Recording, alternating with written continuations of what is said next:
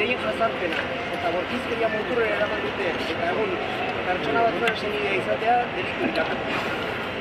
Kriminalizazio eta jazarpen horren ondorioz, heriotza mehatxak heldu dira. Kasu honetan txupinera. Heriotzez mehatxatzeko, badakitelako impunitate osoz kontzatzen dutela. La violencia de persecución ha llegado al extremo de la criminalización de las personas por su condición de familiar. Una criminalización del linchamiento que ha derivado en graves amenazas de muerte en el caso de la Txupinera. Erokeria horretan, Madrilek legez kanpo utzi ditu euskal jendartean erroturiko eskaera legitimoa. Legez kanpo utzi dituzte Gasteizko legebiltzarrak, batzar nagusiek eta Euskal Herriko gainontzeko udalerriek eskatutako osoen euskal herriatzea. Frankismoaren kontra hainbat urte borroka ostean lortutako aliantzeko eta manifestatzeko oinarrizko eskubideak independentziaren aldeko aldarrikapena edo ikurriñaren defentsa.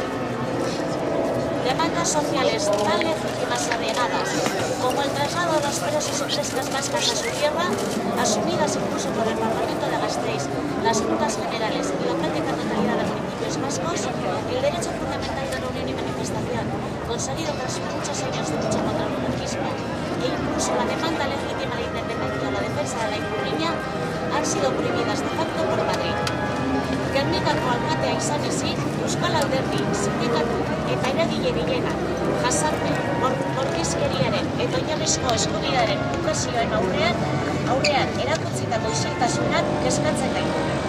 Ideia politiko, eskubideen urraketa eta herri honen sektore zabal bat pairatzen ari dena euren lehentasuna izan beharko luke. Salvo honrosas excepciones, como la del alcalde de Gernika, nos preocupa de sobremanera el silencio de muchos de los agentes sociales, sindicales y políticos del país ante tanto atropello.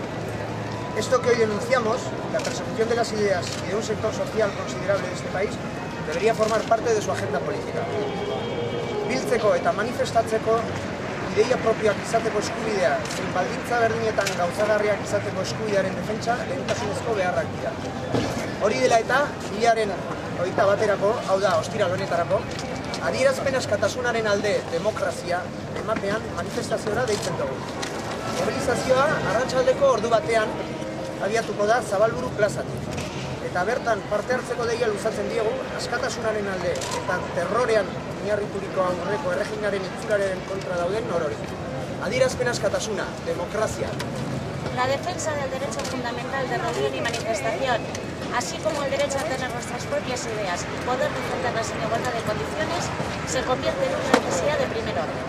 Es por ello por lo que bajo el lema Libertad de expresión, democracia, convocamos una manifestación para el viernes 21 de agosto.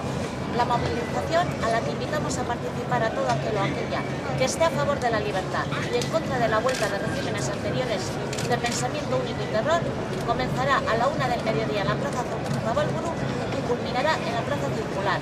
Libertad de expresión, democracia.